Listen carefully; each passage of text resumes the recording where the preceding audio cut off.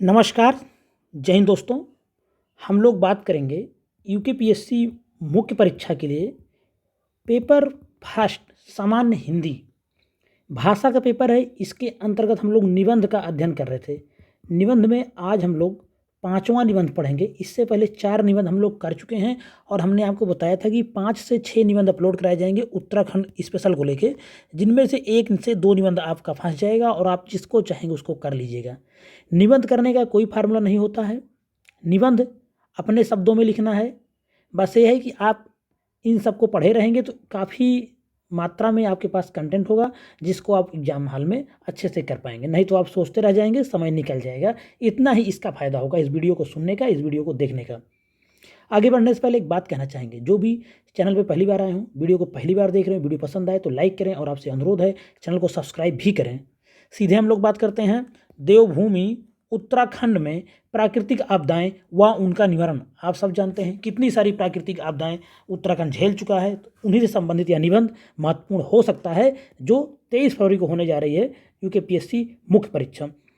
हम लोग बात करते हैं देवभूमि उत्तराखंड में प्राकृतिक आपदाओं व उनका निवारण। आज का ही टॉपिक है। सीधे बात करते हैं। भूकंप के बाद जितना कितना सुंदर कहा किसी ने कि मन को मीठा कर, क्योंकि इस धरा पर सब धरा रह जाएगा। भूकंप आने के बाद यही पंक्ति सबके मन में आता है कि मन को मीठा कर, क्योंकि इस धरा पर सब धरा रह जाएगा। आप सब जानते हैं मनुष्य अकेला आया है, अकेला ही चला जाएगा, किसी के पास कुछ नहीं जाएगा उसके साथ। तो इसलिए मन को अच्छा रखें, मन को मीठा रखें, सबके लिए प्यार दें, सबसे प्रेम व्यवहार समानता की बात करें। क्योंकि मन को मीठा कर, क्योंकि इस धरा पर सब धरा रह जाएगा, यही सार है। सीधे हम बात करते हैं प्राकृतिक आपदा। प्राकृतिक आपदा पृथ्वी पर घटित होने वाली ऐसी परिघटनाएं हैं जो मनुष्य के लिए आर्थिक रूप से बेहद नुकसानदायक होने के साथ साथ ही पर्यावरण के लिए भी हानिकारक होती हैं। प्राकृतिक आपदाएं या प्राकृतिक आपदा पृथ्वी पर घटित होने वाली ऐसी परिघटनाएं हैं जो मनुष्य के लिए आर्थिक रूप से बेहद नुकसानदायक होने के साथ ही पर्यावरण के लिए भी हानिकारक होती है। यह तो हो गया प्राकृतिक आपदा की परिभाषा, जिसको आप किसी भी प्रकार से जैसे आपको आए वहाँ पे आपको लिखते हुए आगे बढ़ना है। इस कोटेशन को अगर याद रहेगा तो आपको इसका प्रयोग करते हुए आगे बढ़ना है, नहीं तो आपको यहीं से आगे बढ़ना है। कोई एक थोड़ा तो इसका महत्व रहता ही, थोड़ा इसका इफेक्ट पड़ता ही एग्जामिनर के ऊपर, लेकिन अगर नहीं याद है तब भी कोई घबराने की आवश्यकता नहीं। नंबर अच्छा मिलेगा। अगर आप अपनी भाषा में लिखेंगे तो 55 में से आप मान के चलिए 35 नंबर तो पाएंगे ही पाएंगे। अपनी भाषा में नहीं लिखेंगे, रट के लिखेंगे, तो फिर आप जानिए। आगे बात करते हैं।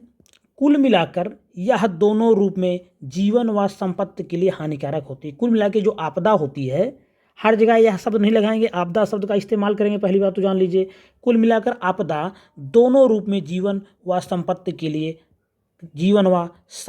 लिए हानिकारक होती है। इससे जीवन का भी नुकसान होता है, संपत्ति का तो नुकसान होता ही होता, आप सब जानते ही हैं।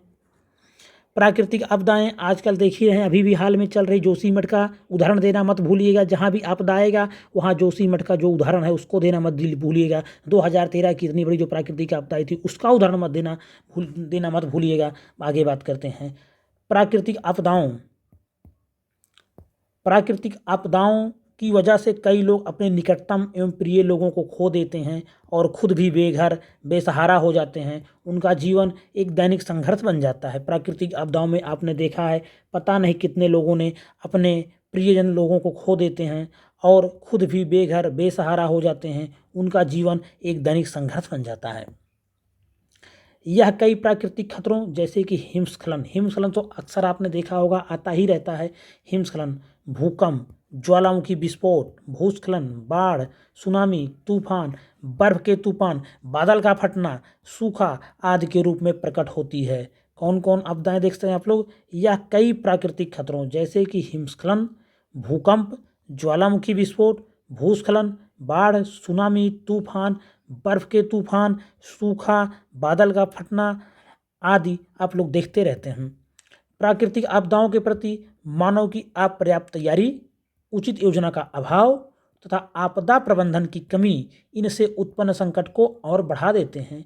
इनसे जब भी किसी प्राकृतिक आपदा का संकट आता है, पृथ्वी पर जीवन को अकल्पनीय क्षति पहुंचती है और सब कुछ एक पल में नष्ट हो जाता है। प्राकृतिक आपदाओं के प्रति मानव की तैयारी तो बहुत कम रहती। कोई कौन जानता कब यहाँ प्राकृतिक आपदा आ जाए। अभी मैं निबंध बना रहा हूँ यहाँ पे, अभी कब प्राकृतिक आपदा आ जाए कौन जानता, कोई नहीं जानता है। तो प्राकृतिक आपदाओं के प्रति मानव की अपर्याप्त तैयारी हमेशा रहेगी। उचित योजना का अभाव तथा आपदा प्रबंधन की कमी इनसे उत्पन्न संकट को और भी बढ़ा देते हैं। इनसे जब भी किसी प्राकृतिक आपदा का संकट आता है, पृथ्वी पर जीवन को अकल्पनीय क्षति पहुंचती है और सब कुछ एक ही पल में नष्ट हो जाता है। चाहे तुर्की में आया भूकंप भी देख लीजिए। लेकिन आगे बात उत्तराखंड में जब आएगा तो आप दीजिएगा उत्तराखंड के ही उदाहरण दीजिएगा, तुर्की के बचिएगा कि इसको देने की नौबत ही ना आए। आप उत्तराखंड के ही 1 से 2 उदाहरण रखिएगा। इसी संदर्भ में उत्तराखंड का प्राकृतिक स्वरूप इन घटनाओं के प्रति इस राज्य को अधिक सुवेद्य बना देता है। इसी संदर्भ में उत्तराखंड का जो प्राकृतिक स्वरूप है, उत्तराखंड का प्राकृतिक स्वरूप इन घटनाओं के प्रति इस राज्य को अधिक सुवेद्य बना देता है। उच्च धरातल, हिमाच्छादित चोटियाँ, गहरी कटी फटी घाटियाँ, पूर्वगामी जल प्रवाह, जटिल भूगर्भीय संरचना और शीतोष्ण सघन वनस्पति आदि विशेषताएं उत्तराखंड के पर्वतीय क्षेत्रों को अन्य धरातलीय भूभागों से अलग करती है। उच्च धरातल, हिमाच्छादित चोटियाँ हैं, गहरी कटी फटी घाटियाँ हैं, पूर्वगामी जल प्रवाह है, जटिल भूगर्भीय संरचना है और शीतोष्ण सघन वनस्पति आदि विशेषताएं उत्तराखंड के पर्वतीय क्षेत्रों को अन्य धरातलीय भूभागों से अलग करती है। वैज्ञानिकों ने भारत को 5 भूकंपीय जोनों में बांटा हुआ है, जिनमें 2 सबसे खतरनाक जोन उत्तराखंड में पड़ते हैं। देहरादून, टिहरी, उत्तरकाशी, नैनीताल, ऊधम सिंह नगर जिले संवेदनशील जोन 4 में आते हैं, जबकि चमोली, रुद्रप्रयाग, अल्मोड़ा, बागेश्वर, पिथौरागढ़ व चंपावत आदि संवेदनशील जोन 5 में आते हैं। कहने का मतलब जो जोन 4 और 5 सबसे डेंजर होता है, 4 व 5 वह उत्तराखंड राज्य में ही आता है। तो यह राज्य वैसे भी बहुत सुवेद्य हो जाता है भूकंप के दृष्टिकोण से। देहरादून, टिहरी, उत्तरकाशी, नैनीताल, ऊधम सिंह नगर जिले संवेदनशील जोन 4 में आते हैं, जबकि चमोली, रुद्रप्रयाग, अल्मोड़ा, बागेश्वर, पिथौरागढ़ व चंपावत जिले ये सब जोन 5 में आते हैं। प्राकृतिक आपदाओं की तीव्रता एवं आवृत्ति को बढ़ाने में कहीं न कहीं मानवीय कारण भी अप्रत्यक्ष रूप से जिम्मेदार माने जा सकते हैं। इनमें बढ़ता शहरीकरण, वनों का ह्रास, बांध और बिजली संयंत्रों का निर्माण, अवैध खनन आदि मुख्य रूप से निहित हैं। प्राकृतिक आपदाओं की तीव्रता एवं आवृत्ति को बढ़ाने में कहीं ना कहीं मानवीय कारण भी अप्रत्यक्ष रूप से जिम्मेदार माने जा सकते हैं। इनमें बढ़ता शहरीकरण, वनों का ह्रास, बांध और बिजली संयंत्रों का निर्माण, अवैध खनन आदि मुख्य रूप से निहित हैं। उत्तराखंड में 2013 में आई सबसे बड़ी प्राकृतिक आपदा लगातार वृष्टि व बादल फटने के परिणाम स्वरूप भूस्खलन से व्यापक जन धन की हानि हुई। हमने आपको पहले भी कहा कि जब भी आपदा का कोई भी निबंध आएगा 2013 की आपदा कहीं नहीं भूलिएगा, उसको जरूर एग्जाम्पल दीजिएगा। तो उत्तराखंड में 2013 में आई सबसे बड़ी प्राकृतिक आपदा लगातार वृष्टि व बादल फटने के परिणाम स्वरूप भूस्खलन से व्यापक जनधन की हानि हुई। यह मानवीय क्रियाकलापों के कारण पर्यावरणीय असंतुलन तथा जलवायु परिवर्तन का ही परिणाम था। इस विभीषिका को देखकर उत्तराखंड निवासी यही कामना करते हैं कि तेरी थरथराहट से डरता है सारा जमाना, धरती पर रहने वालों को तू और ना चिताना, बेमौसम ही जिंदगी की रोशनी में अंधेरा ना फैलाना, हे प्रकृति आपदा तू मातृभूमि पर फिर कभी ना आना। यह मानवीय क्रियाकलापों के कारण पर्यावरणीय असंतुलन तथा जलवायु परिवर्तन का ही परिणाम था। तो जो 2013 में आपदा आई उसका सबसे बड़ा अगर कारण देखा जाए तो मानवीय कारण ही रहा है। मानवीय क्रियाकलापों के कारण जब पर्यावरण में असंतुलन फैल रहा है, जलवायु परिवर्तन हो रही है, तो ऐसे आपदाएं आती ही रहेंगी। इसीलिए जलवायु पर विशेष ध्यान देने की बात कही जा रही है, पर्यावरण पर विशेष ध्यान देने की बात कही जा रही है। इस विभीषिका को देखकर उत्तराखंड निवासी यही पंक्तियां दोहराना चाहेंगे कि तेरी थरथराहट से डरता है सारा जमाना, धरती पर रहने वाले लोगों को तू और ना चिताना, बेमौसम ही जिंदगी की रोशनी में अंधेरा ना फैलाना, हे प्रकृति आपदा तू मातृभूमि पर फिर कभी ना आना। अतः प्राकृतिक आपदाओं से निपटने के लिए उचित योजना एवं आपातकालीन उचित प्रबंधन की आवश्यकता है। विभिन्न प्राकृतिक आपदाओं के बाद इनसे निपटने के लिए तैयारी की कमी बार बार दृष्टिगोचर हुई है। अतः प्राकृतिक आपदाओं से निपटने के लिए उचित योजना एवं आपातकालीन उचित प्रबंधन की आवश्यकता है। विभिन्न प्राकृतिक आपदाओं के बाद इनसे निपटने के लिए तैयारी की कमी बार बार दृष्टिगोचर होती है। 2013 में जब उत्तराखंड में बाढ़ आई थी तो वहां आपदा प्रबंधन की कोई भी योजना प्रभावी रूप से तत्काल लागू नहीं हो पाई। इस तथ्य के बावजूद कि पहाड़ी इलाके हमेशा प्राकृतिक आपदाओं के खतरे से घिरे रहते हैं, राज्य सरकार द्वारा पर्याप्त तैयारी नहीं की गई थी। 2013 में जब उत्तराखंड में बाढ़ आई थी तो वहां आपदा प्रबंधन की कोई भी योजना प्रभावी रूप से सरकार ने तत्काल लागू ही नहीं हो पाई। इस तथ्य के बावजूद कि पहाड़ी इलाके हैं, यहाँ हमेशा प्राकृतिक आपदाएं आ सकती हैं, ये क्षेत्र हमेशा प्राकृतिक आपदाओं के खतरे से घिरे रहते हैं, राज्य सरकार द्वारा पर्याप्त तैयारी नहीं की गई थी। मार्च 2013 में जारी की गई नियंत्रक एवं महालेखा परीक्षक की एक रिपोर्ट के अनुसार राज्य आपदा प्रबंधन प्राधिकरण ने 2008 से 2012 के बीच प्राकृतिक आपदा की स्थिति में किसी भी उपचारात्मक उपायों को लागू करने हेतु सुझाव एवं उपायों के लिए कोई मीटिंग नहीं की। मार्च 2013 में जारी की गई नियंत्रक एवं महालेखा परीक्षक की एक रिपोर्ट के अनुसार राज्य आपदा प्रबंधन प्राधिकरण ने 2008 से 2012 के बीच प्राकृतिक आपदा की स्थिति में किसी भी उपचारात्मक उपायों को लागू करने हेतु सुझावों एवं उपायों के लिए कोई ही मीटिंग ही नहीं की। समझ लीजिए अब कितना राज्य आपदा प्रबंधन प्राधिकरण गैर जिम्मेदार है। ऐसे राज्यों में जो पहाड़ी राज्य हैं, जो आपदा की दृष्टिकोण से बहुत सुभेद राज्य हैं, वहाँ पे अगर राज्य आपदा प्रबंधन प्राधिकरण ऐसा नकारा काम करता है तो ये बहुत दुर्भाग्य की बात है।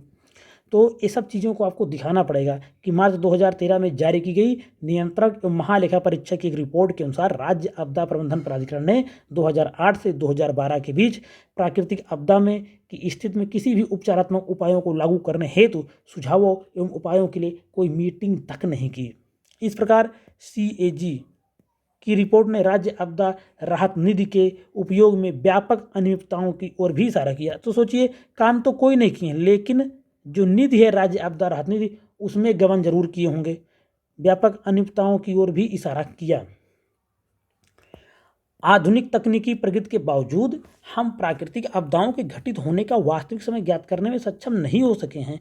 आधुनिक तकनीकी प्रगति के बावजूद हम प्राकृतिक आपदाओं के घटित होने का वास्तविक समय ज्ञात करने में सक्षम नहीं हो सके हैं।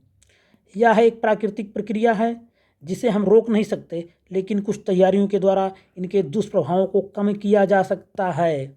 यह एक प्राकृतिक प्रक्रिया है जिसे हम रोक नहीं सकते, लेकिन कुछ तैयारियों के द्वारा इनके दुष्प्रभावों को कम किया जा सकता है। साथ ही जीवन एवं संपत्ति के नुकसान को कुछ हद तक कम करने में भी कामयाबी हासिल की जा सकती है। हम लोग प्रौद्योगिकी का उपयोग कर कुछ हद तक तो जान सकते हैं कि इस समय प्राकृतिक आपदा आ सकती है, लेकिन इस पर पूर्ण नियंत्रण नहीं किया जा सकता है। इसीलिए हम इनको रोक तो नहीं सकते, लेकिन पहले से तैयारी करके, प्री प्लान करके इनके जो दुष्प्रभाव होने वाले हैं, जनधन की हानि होने वाली है, उसको कम किया जा सकता है। साथ ही जीवन एवं संपत्ति के नुकसान को कुछ हद तक कम करने में भी कामयाबी हासिल की जा सकती है। उदाहरण के तौर पर देखें तो जैसा कि हम जानते हैं, ग्लोबल वार्मिंग सभी समस्याओं की जड़ है और इसीलिए जलवायु परिवर्तन को रोकने के लिए पर्यावरण की रक्षा करने का प्रयास किया जाना चाहिए। उदाहरण के तौर पर कह रहे हैं कि जैसा कि हम जानते हैं, ग्लोबल वार्मिंग सभी समस्याओं की जड़ है और इसीलिए जलवायु परिवर्तन को रोकने के लिए पर्यावरण की रक्षा करने का प्रयास किया जाना चाहिए। आपदा के प्रभाव को कम करने के लिए एक अग्रिम चेतावनी प्रणाली विकसित की जाने की आवश्यकता है। आपदा के प्रभाव को कम करने के लिए एक अग्रिम चेतावनी प्रणाली विकसित की जाने की आवश्यकता है। प्राकृतिक आपदा की स्थिति में लोगों की सुरक्षित निकासी के लिए आवश्यक प्रशिक्षण एवं पर्याप्त तैयारी किए जाने की आवश्यकता है। आपदा के प्रभाव को कम करने के लिए एक अग्रिम चेतावनी प्रणाली विकसित किए जाने की आवश्यकता है। प्राकृतिक आपदा की स्थिति में लोगों की सुरक्षित निकासी के लिए आवश्यक प्रशिक्षण एवं पर्याप्त तैयारी किए जाने की आवश्यकता है। इस दिशा में सकारात्मक प्रयास किया जाना चाहिए कि अधिक से अधिक भूकंप रोधी भवनों का निर्माण हो। किसी भी प्राकृतिक आपदा के बाद फिर से जीवन को सुचारू रूप से चलाने तथा पुनर्वास के लिए वित्तीय संसाधन की आवश्यकता, वित्तीय संसाधन की आवश्यकता जो हो उसमें कमी ना हो, तो इस दिशा में सकारात्मक प्रयास किया जाना चाहिए सरकारों द्वारा। अधिक से अधिक भूकंप रोधी भवनों का निर्माण हो, किसी भी प्राकृतिक आपदा के बाद फिर से जीवन को सुचारू रूप से चलाने तथा पुनर्वास के लिए वित्तीय संसाधन की आवश्यकता होती है।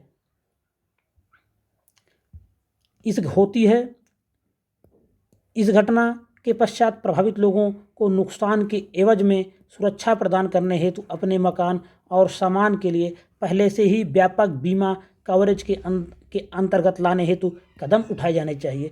तो जो ये सब घटनाएं हो जाती हैं, तो इस घटना के पश्चात जो भी आपदाएं आ जाती हैं, उस घटना के पश्चात प्रभावित लोगों को नुकसान के एवज में सुरक्षा प्रदान करने हेतु अपने मकान और सामान के लिए पहले से ही व्यापक बीमा कवरेज के अंतर्गत लाने हेतु सरकार को कदम उठाना चाहिए।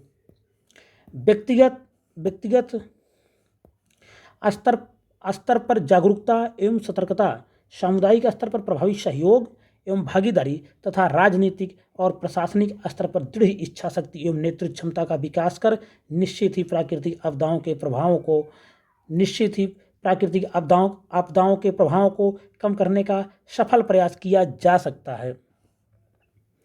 व्यक्तिगत स्तर पर अगर हम बात करें तो जागरूक होकर, सतर्क रह के, सामुदायिक स्तर पर बात करें तो प्रभावी सहयोग एवं भागीदारी तथा राजनीतिक प्रशासनिक स्तर पर बात करें तो दृढ़ इच्छा शक्ति सबसे महत्वपूर्ण बात होती है।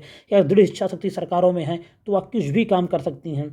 दृढ़ इच्छा शक्ति एवं नेतृत्व क्षमता का विकास कर निश्चित ही प्राकृतिक आपदाओं के प्रभावों को कम करने का सफल प्रयास किया जा सकता है। 55 नंबर का ये निबंध आ सकता है आपके एग्जाम में, बहुत महत्वपूर्ण है। अब वीडियो यहीं पे समाप्त हो रहा है, यह निबंध यहीं पे समाप्त हो रहा है। इसको 1 से 2 बार पढ़ लें। अगर आपको वीडियो पसंद आए तो उसको लाइक ज़रूर करें, शेयर करें। अगर आपको कुछ कहना है या किसी और टॉपिक में निबंध चाहिए तो आप कमेंट कर सकते हैं। धन्यवाद।